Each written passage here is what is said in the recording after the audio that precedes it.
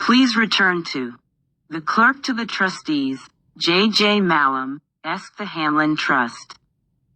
2, Von Parade, Torquay, 3136. Hamlin Lectures Second Series. The Inheritance of the Common Law. By Richard O. Sullivan, one of His Majesty's Council, Recorder of Derby, a Master of the Bench of the Middle Temple. London Stevens and Sons Limited, 1950.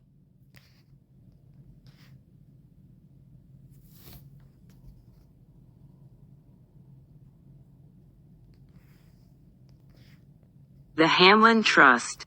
T. Hamlin Trust came into existence under the will of the late Miss Emma Warburton Hamlin of Torquay, who died in 1941 aged 80.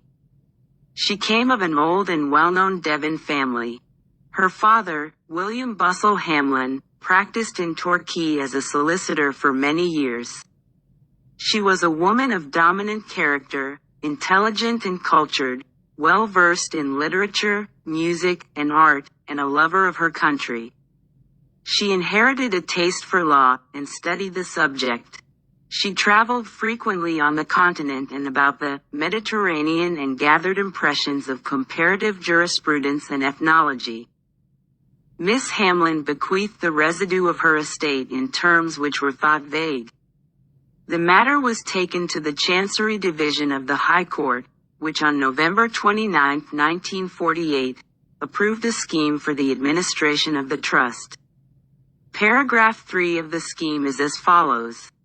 The object of this charity is the furtherance by lectures or otherwise among the common people of the United Kingdom of Great Britain and Northern Ireland the knowledge of the comparative jurisprudence and the ethnology of the chief European countries, including the United Kingdom, and the circumstances of the growth of such jurisprudence to the intent that the common people of the United Kingdom may realize the privileges which in law and custom they enjoy in comparison with other. V. Hamlin Trust. European peoples in realizing and appreciating such privileges may recognize the responsibilities and obligations attaching to them. The trustees under the scheme number 9, viz. A. Sir Edmund Ball, Mr. S. K. Coleridge, Mr. J. R. Warburton. Executors of Miss Hamlin's will. Belfast, viz. B. Representatives of the Universities of London, Wales, Leeds, Glasgow and Professor B. A. Wardley. Professor G. W. Keaton. Professor D. J. L. I. Davies. Professor D. S. M. A. C. L. A. G. A. N. Professor E. Ashby. C. The Principal of the University College of the Southwest, ex officio. The trustees decided to organize courses of lectures of high interest and quality by persons of eminence under the auspices of cooperating universities with a view to the lectures being made available in book form to a wide public. The second series of 4 lectures was delivered by Richard O'Sullivan, Esk. K.C., in Leeds University in October and November, 1950. John Murray, Chairman of the Trustees. November, 1950.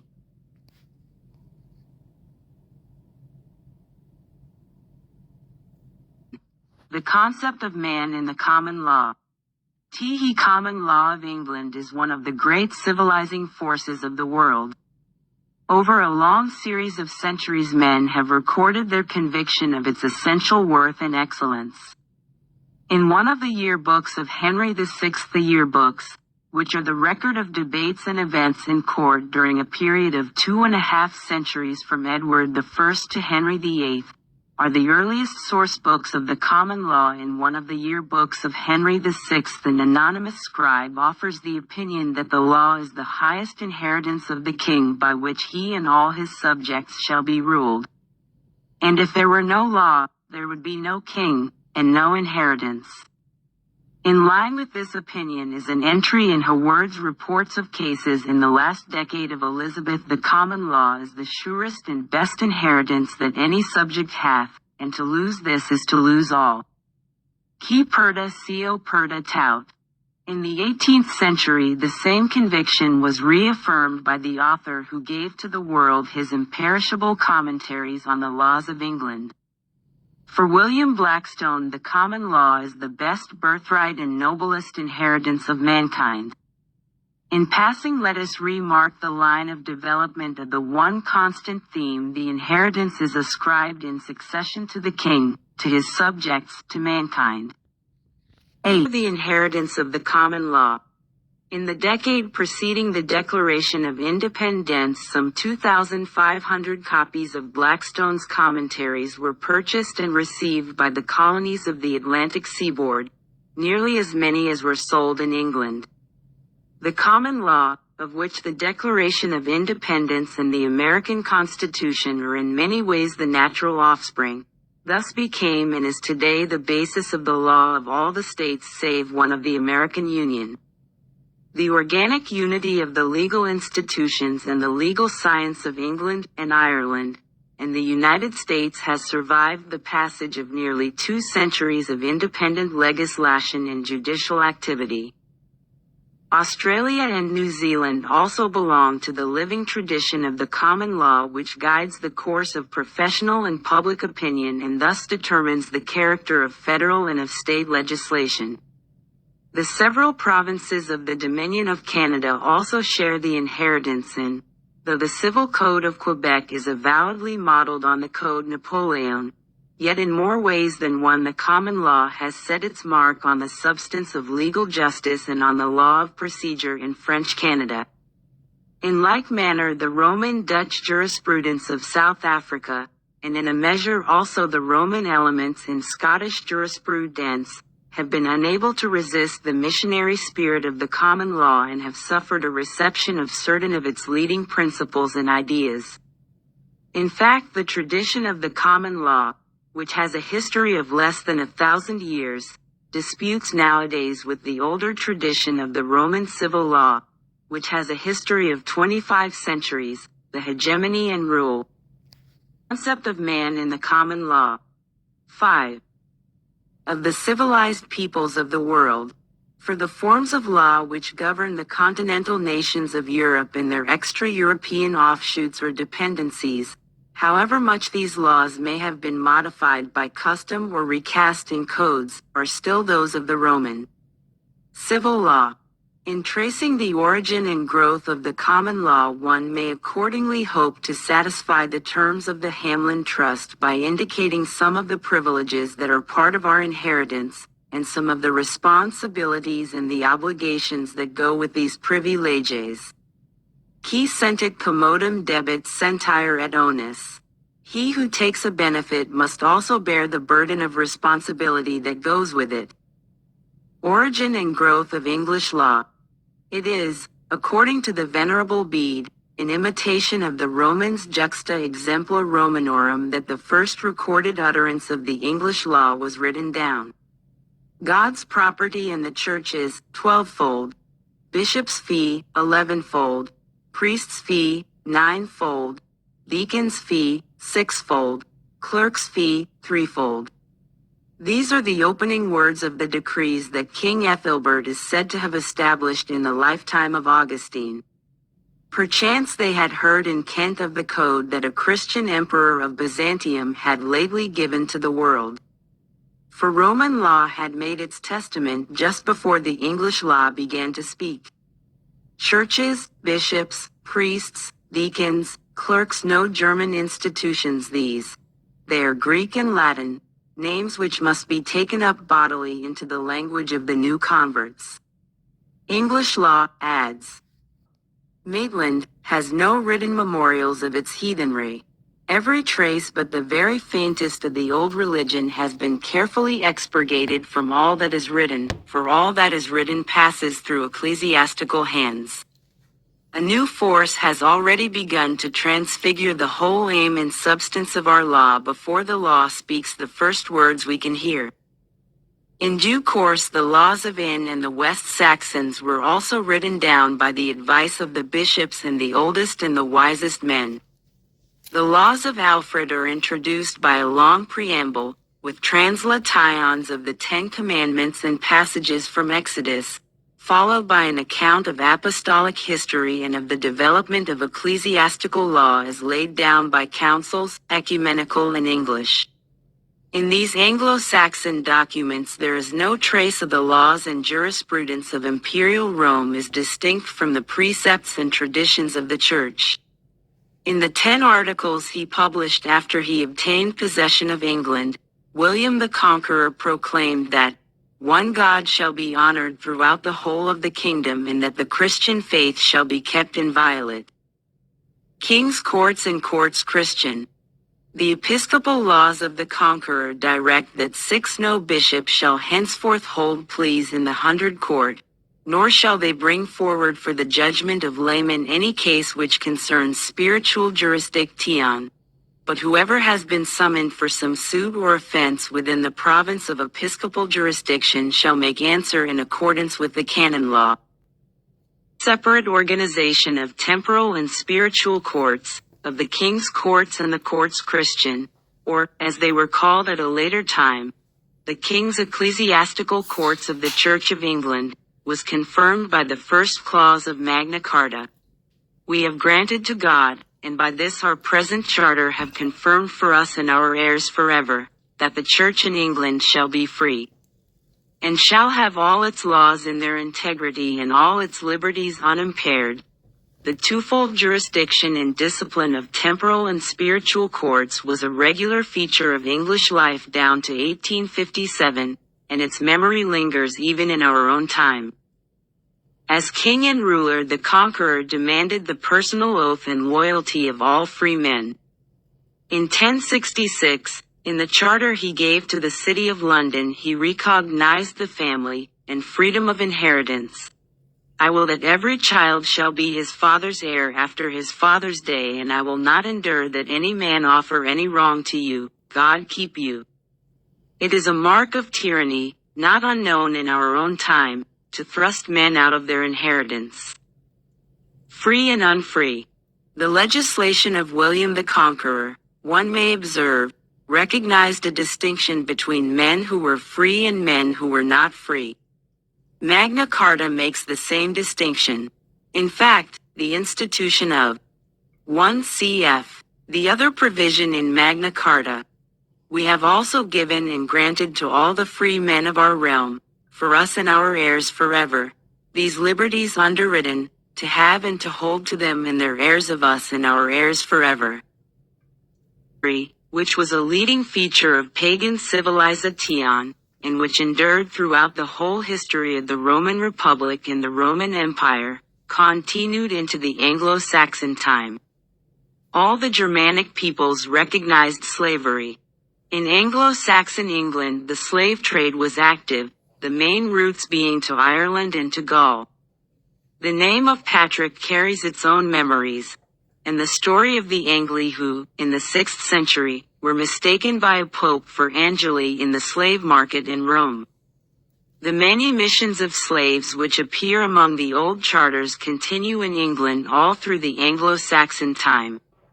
Even more, in his book on Anglo-Saxon England, Professor Stenton states that the central force of Old English social development may be described as the process by which a peasantry at first composed of essentially free men, acknowledging no law below the king, gradually lost economic and personal independence.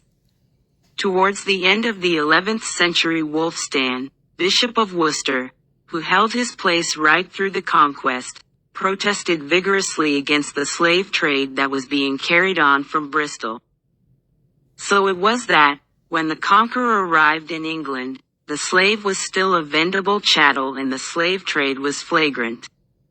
The mass of those who cultivated the soil were slaves or serfs or villains, or borderi or coterie, or otherwise of unfree condition. The Doomsday Inquest asks, how many villains? How many slaves? How many free men? How many soakmen? And so on. The slave class was composed of men and women who were slaves by birth, or of those who in evil days had bowed their heads for. The cowherd, the plowman, the cotter, and their progeny were often serfs attached to the soil and sold with the soil. They were the most valuable part of the stock of the farm, and their pedigrees were carefully kept. Point 2. Such an order of things was inconsistent with the witness of Augustine that God did not make man to lord it over his fellows but only to be master of irrational creatures, and again that the desire to rule over our equals is an intolerable lust of soul. It was inconsistent also with the declaration of Gregory, that the main purpose of the Incarnation was to break the chain of slavery by which men are bound and to restore them to their natural freedom. Point 3. The sense of equality. The Christian sense of the equality of human nature was reflected in the writings of the canonists and in the legislation of the Universal Church.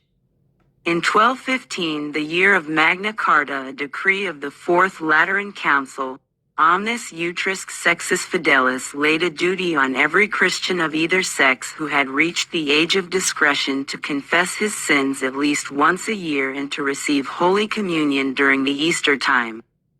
This sense of human equality passed into the texture of English thought and language and became a leading principle in the law. In the English prose literature of the Middle Ages, in books like the 2 Holdsworth, Hel. E. 42. 3, one of the earliest indications of the new spirit that had come into the world is to be found in the exquisite letter of Paul to Philemon, in the Seal of Perfection, and again in the writings of Sir Thomas More. Every man is to every man an even Christian. The Canterbury Tales of Chaucer open in an inn and end in a cathedral, the 2 places within the realm where men and women are wont to meet on equal terms, and they follow a common purpose too on pilgrimage. The thought is explicit in Piers Plowman. For we are all Christ's creatures, and of his coffers, rich, and brethren as of one blood, alike beggars and earls, and kings also. The medieval king, says Maitland, was every inch a king. But just for this reason he was every inch a man, and you did not talk nonsense about him. You did not ascribe to him immortality or ubiquity, or such powers as no mortal can wield.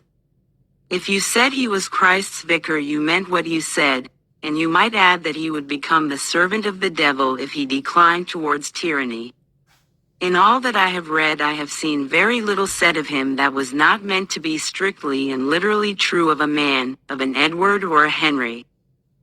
In the course of the 12th century, the Assize of Clarendon and the Assize of Northampton introduced the great conception of the common law, the conception of the free and lawful man, liber et legalis homo. The lawful man is one who is free from every kind of disability, outlawry, excommunication, non-age, infamy that results from perjury and the like. In the first of the textbooks of the common law, the book called Glanville, the free and lawful man is already said to say an institution. The king, by his writs, regularly orders the sheriff to summon so many free and lawful men to determine a matter of fact in dispute between the parties to the litigation. Among laymen, says Maitland, the time has already come when men of one sort, free and lawful men, liberi et legals homines, can be treated as men of the common, the ordinary, we may perhaps say the normal sort, while men of all other sorts enjoy privileges, and are subject to disabilities which can be called exceptional. The lay Englishman, free but not noble, who is of full age and who has forfeited none of his rights by crime or sin, is the law's typical man, typical person. The very idea of a normal person, says Sir William Holdsworth, is the creation of a common law which has strengthened the bonds of society by admitting an equal justice to all its members. All through this period, the medieval common law was creating the idea of the normal person, the free and lawful man of the English law. Free and villain. In the presence of this noble conception of man, slavery ceases. In England, before the end of the 12th century, anything that could be called slavery in the old Roman sense was extinct. In the course of time, all the unfree and dependent classes were merged in one mass under the general title of villani, or villains. All the men of England were now of free or of villain, that is, of unfree status. The mass of the rural population were in this sense unfree. The unfreedom of the villain was or came to be a relative thing. He was free in face of all men save his lord, against his lord he was protected in life and limb by the criminal law.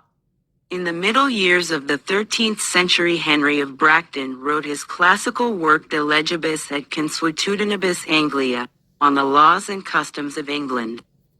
The book has been called the crown and flower of English medieval jurisprudence and had no comparison in literary style or completeness of treatment until, after a lapse of 5 centuries, Blackstone composed his commentaries on the laws of England.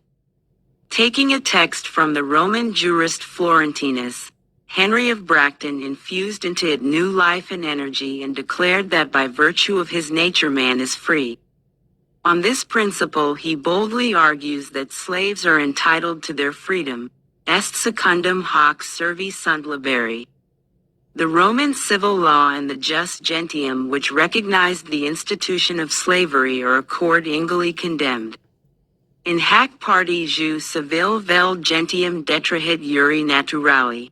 In this matter, Roman civil law and the Jus Gentium, which was the private international law of the ancient world, run counter to the natural law.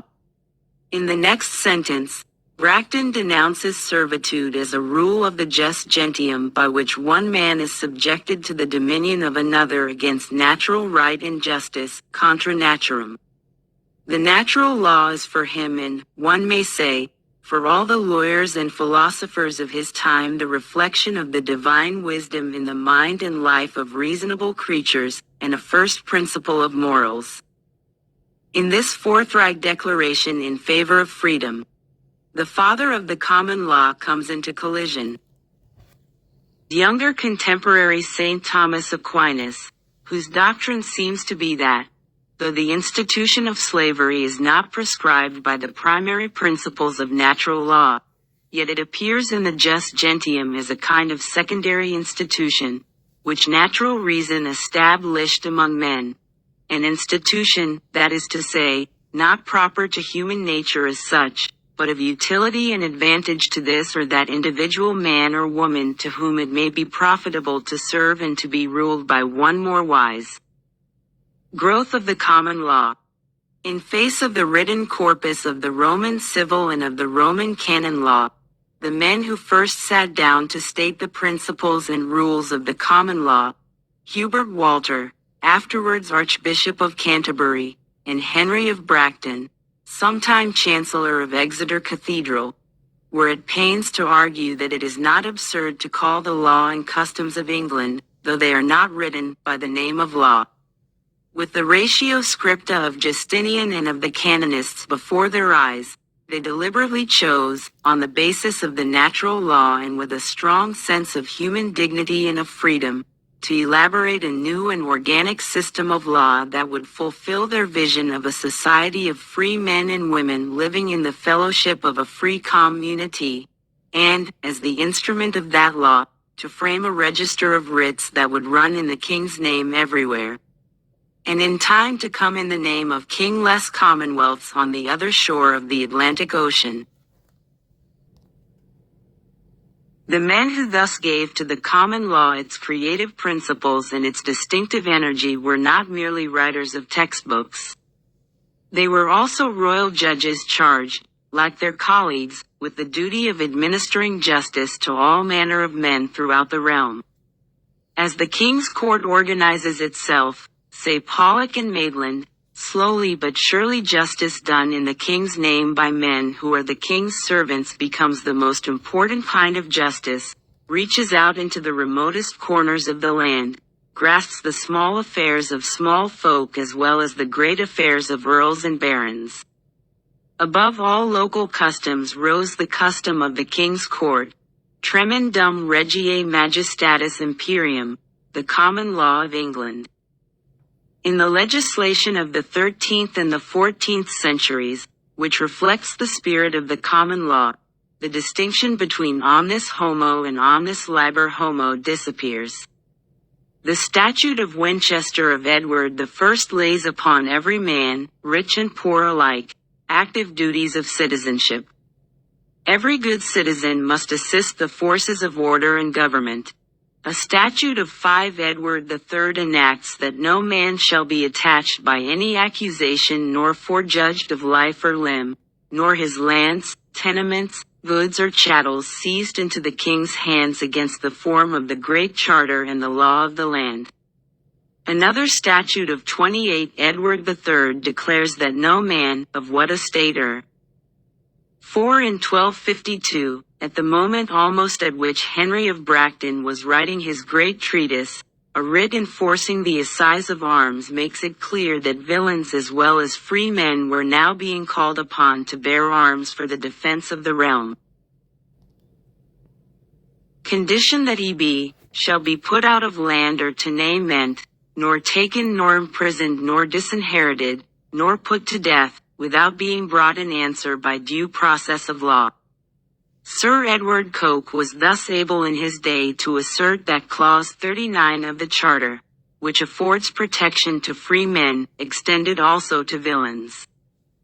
Emergence of the Inns of Court. The withdrawal from the bench, in obedience to the decrees of the Lateran Council, of the prelates and canonists who were the earliest of the royal judges, brought into view the groups of lay lawyers who had been in course of formation throughout the 13th century. We see at Westminster a cluster of men which deserves more attention than it receives from our unsympathetic because legally uneducated historians. No, the clergy were not the only learned men in England, the only cultivated men, the only men of ideas. Vigorous intellectual effort was to be found outside the monasteries and universities. These lawyers are worldly men, not men of sterile caste. They marry and found families, some of which become as noble as any in the land. But they are in their way learned, cultivated men, linguists, logicians, tenacious disputants, true lovers of the nice case and the moot point. They are gregarious, clubbable men, grouping themselves in hospices which became schools of law, multiplying manuscripts, arguing, learning and teaching, the great mediators between life and logic, a reasonable element in the English nation. Elsewhere, of the hospices which became schools of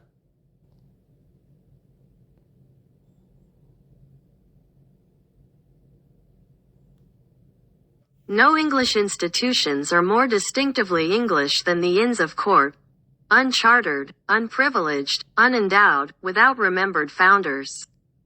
These groups of lawyers formed themselves and in the course of time evolved a scheme of legal education, an academic scheme of the medieval sort, oral and disputatious.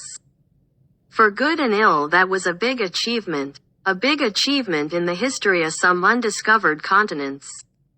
From the 14th to the 17th century the Inns of Court constituted a true legal university.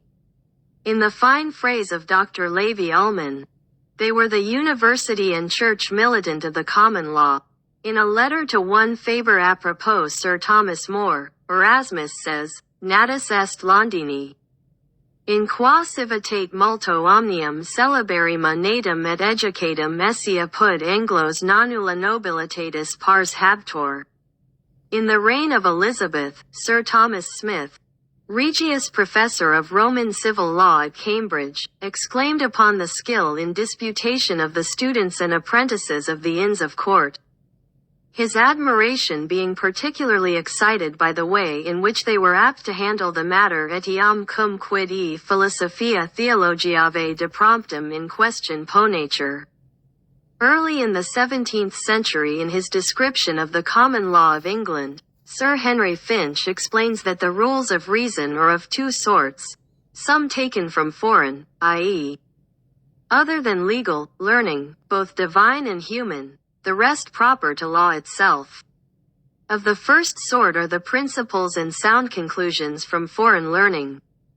Out of the best and very bowels of divinity, grammar, logic, also from philosophy.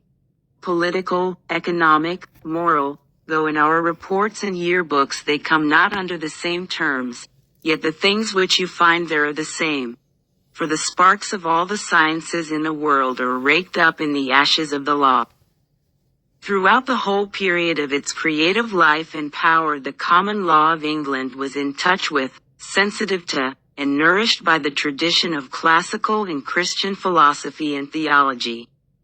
Fortified and inspired by all this learning, and their own constant ideals, the masters and apprentices at law of the Inns of Court lawyers and judges like Hurrell and Gascoigne, Fortescue and Littleton, Reed and St. Germain, and Thomas More and Edmund Plowden elaborated over a series of centuries a body of law, private law and public law, for the English Constitution is part of the common law that illustrated and embodied the great conceptions of the dignity and the freedom and the responsibility of every man that were from the beginning a distinguishing feature of the common law of England. And here, it may be, lies the explanation of the claim that one of the greatest of the judges of the Supreme Court of the United States, Justice Oliver Wendell Holmes, was able to make when he declared that the common law is a far more developed, more rational, and mightier body of law than the Roman, civil law. The reasonable man of the law. The common law starts with man as he is, with man in his actual constitution, as a reasonable being. The reasonable man of the law. Man thus considered is a being of spirit and of sense. What is a man, if his chief good and market of his time be but to sleep and feed? A beast, no more. Sure, he that made us with such large discourse looking before and after, gave us not that capability in God like reason to rust in us unused. Every man is, accordingly, a reasonable man, and by virtue of his nature free, for freedom is rooted in reason. The common law was therefore intolerant of slavery. The principle that Lord Mansfield put into words in the case of the slave Somerset, was implicit in our law from the beginning. By the common law of England no man may hold property in another. Let the black go free. On the same principle the growth of the common law was unfavorable to the existence of a class of villains or serfs or other men of unfree condition. In the course of time, as we have seen, all the unfree and dependent classes had been merged in one mass under the general title of villain.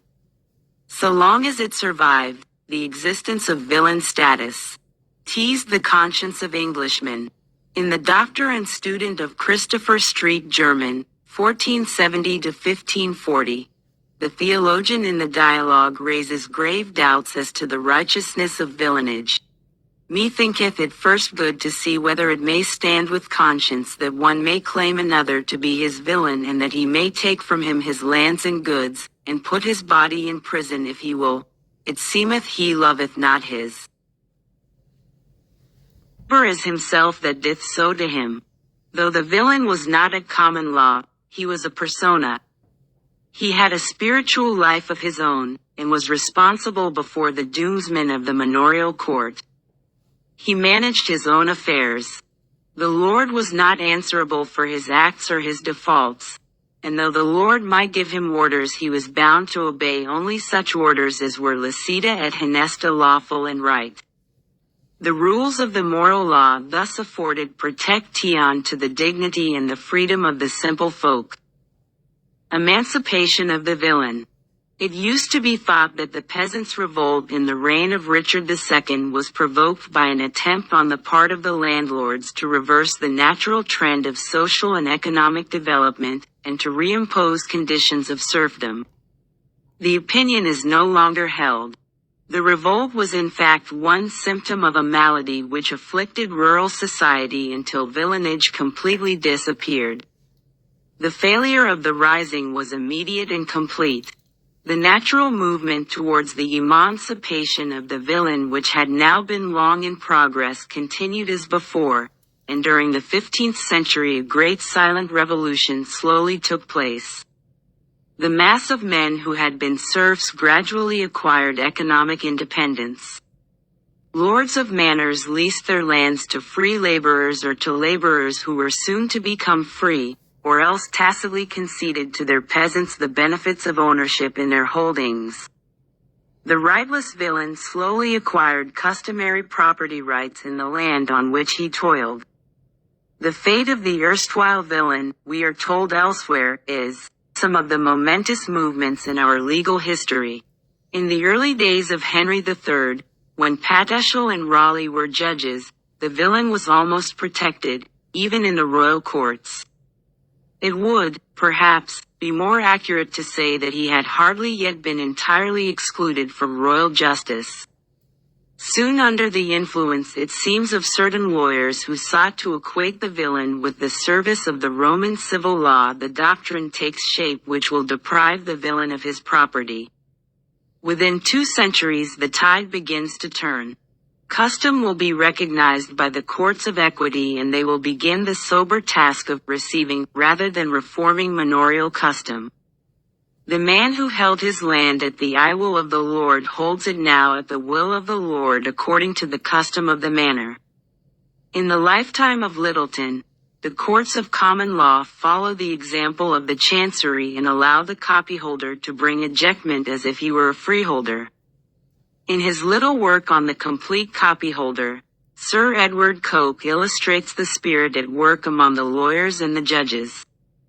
Copyhold had grown out of the old villain tenure, but now copyholders stand upon a sure ground. Now they weigh not their lord's displeasure, they shake not at every sudden blast of wind. They eat, drink and sleep securely, only having a special care of the main chance, viz.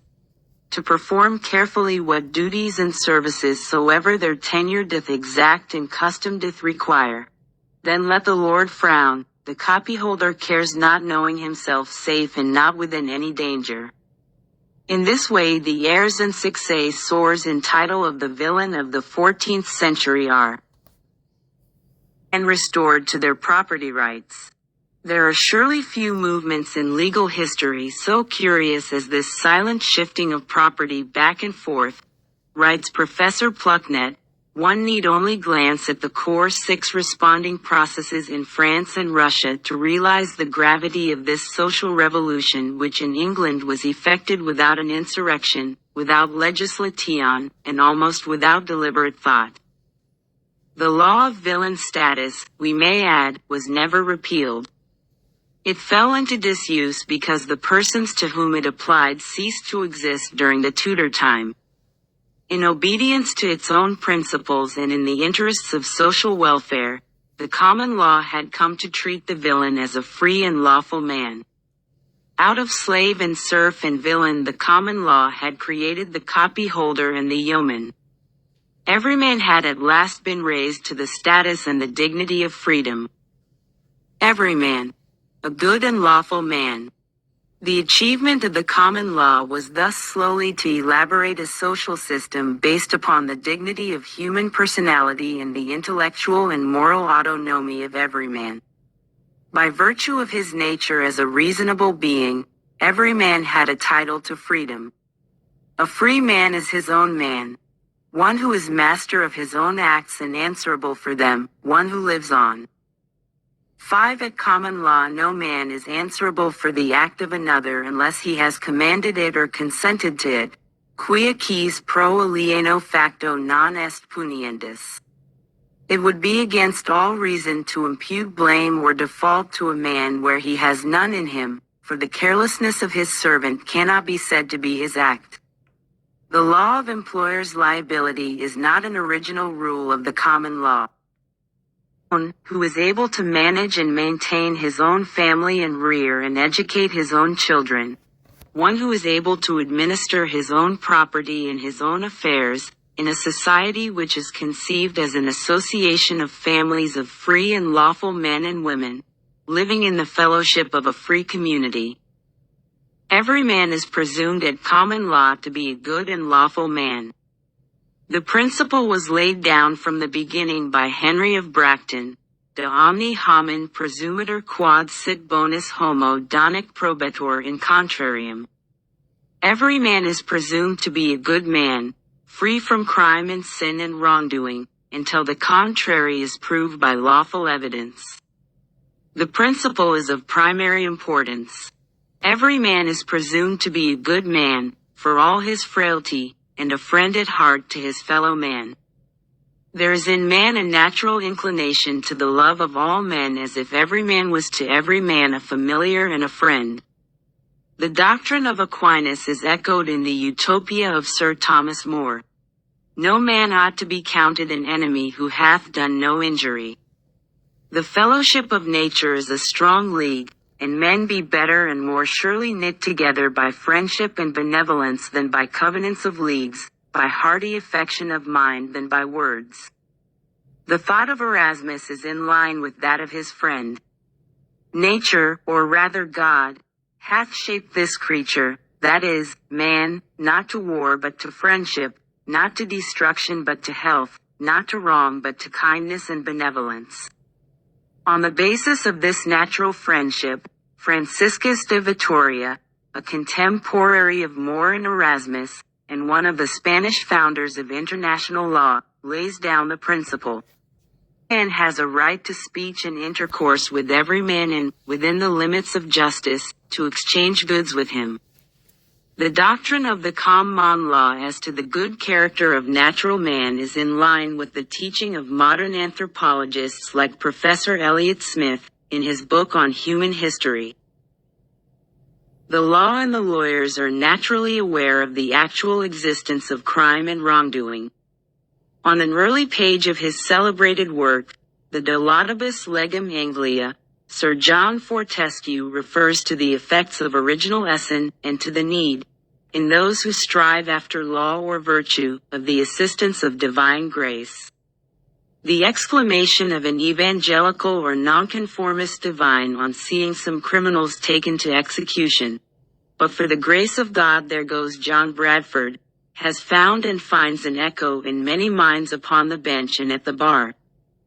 For every man with his effects is born, not by might mastered but by special grace, though conscious of human frailty, which it is the office of the Church through her sacraments and the grace of God to cure. The common law has no hint of the radical corruption of human nature, of the teaching of Thomas Hobbes that every man is at heart evil and enemy to every man, homo homini lupus, and that the natural life of man is solitary, poor, nasty, brutish and short. If men are of an evil nature, it is. The thought of Shakespeare was anticipated in a passage of Piers Plowman. Therefore these words be written in the gospel, ask and it shall be given you. For I give all things, and that is the lock of love. That letteth out my grace, to comfort the careworn, cumbered with sin, that they be coerced by an external authority to lead them to decent courses and ways of living. The teaching of Thomas Hobbes leads straight to the totalitarianism or the neo-totalitarianism of our time. The ideas and institutions of the common law lead in the opposite direction, towards the establishment of men and women in individual and constitutional freedom. The transformation over a whole course of centuries of slave and serf and villain into the copyholder and the yeoman is a singular proof of the power and the energy of a great ideal. The social type which the common law of England was designed to produce was the yeoman and the small owner, free, responsible, independent, God-fearing. Whatever the future may contain, says Professor R. H. Tawney, the past has shown us no more excellent social order than that in which the mass of the people were the masters of the holdings which they plowed and of the tools with which they worked, and could boast with the English freeholder that it is a quietness to a man's mind to live upon his own and to know his heirs certain. Pith and substance. In the reign of Elizabeth, according to William Harrison, it was by the copyholder that the greatest part of the realm doth stand and is maintained. It was, we are told, the increase in free personal status of those who had lately risen from an estate of villanage and the advantage they took of that freedom to move about and improve their condition that brought many tenants to the condition of yeomen. The fact that the lands of yeomen were their own or under their control, bred in them, according to Dr. Notestein, a sense of pride and a personal interest and responsibility not discernible nor to be expected in the poorer husbandmen and tenant farmers who worked at somebody else's bidding. Sir Thomas Smith, Secretary of State to Queen Elizabeth, called the yeomen the liver veins of the Commonwealth, yielding both good juice and nourishment to all other parts thereof. To Nathaniel Newberry they were the pith and substance of the country. They were, indeed, on several counts the backbone of the English nation. In cases and causes, it is said that the law of England hath conceived a better opinion of the yeomanry that occupy lands than of tradesmen, artificers, or laborers. Nonetheless, the tradesmen, artificers, and laborers had their own proper dignity and status. The ideal of the common law was a moral ideal: honest manufacture, a just price, a fair wage, a reasonable profit. To supply a bad article was morally wrong. To demand excessive payment for goods or for labor was extortion, and the right and wrong of every transaction was easily understood. In the industrial economy, the counterpart of the yeoman was the small proprietor and the small independent craftsman. It was this class, says Dr. Lipson, which enlisted the unstinted praise of contemporaries, and ever since has been held up to the admiration of posterity. As a revelation of English social life and aspiration in the opening years of the 17th century, the registers of the University of Oxford for the period 1557 to 1622 provide some interesting material. The registers show sons of noblemen, earls, lords and barons, 84. Sons of knights, 590. Sons of esquires, 902. Sons of gentlemen, sons of plebeians, 3,615. 6,635. Sons of the clergy, 985. Those whose status is not given, 758. In the portraits that Shakespeare draws of the minor characters that fill in the background of his plays The Fool in Lear, The Gardeners and the Groom in Richard II, Old Adam in As You Like It, we catch a reflection of the ordinary man as he appears in the society of the 17th century.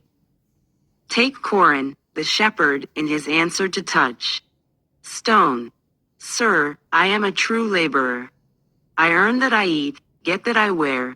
Owe no man hate, envy no man's happiness. Glad of other men's good, content with my harm. And the greatest of my pride is, to see my ewes graze and my lambs suck. Changing course. Soon after the middle of the 17th century, the whole course of English social history was changed. The small holder and the small proprietor began to decline and to disappear. According to Mr. Arthur Johnson, in his Ford Lectures for 1909, the period of intensive disappearance of the small freeholder was in the century 1660 to 1760. The really critical period after 1688. The general drift of property in the 60 years after 1690 was in favor of the large estate and the great lord. The Houses of Parliament, the central executive and local bodies of administration, all worked towards a common end, the advancement of the interests of a great commercial and land-owning aristocracy. Parliament, now beginning to think of itself as omnipotent and above the moral law, assisted enclosure by allowing it to be effected by a series of private acts. Arthur Young says that by 19 out of 20 enclosure bills the poor were injured and some were grossly injured. A very poor man might truly say, I had a cow, and an act of Parliament has taken it from me. The small farmer was beaten by the larger man just as the small craftsman found himself unable to compete with the commercial spirit of the great masters of the new industry.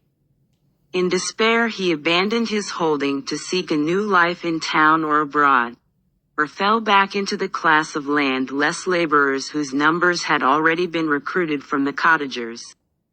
Within a century of 1689, the yeomanry, once the pride of the nation, had been annihilated.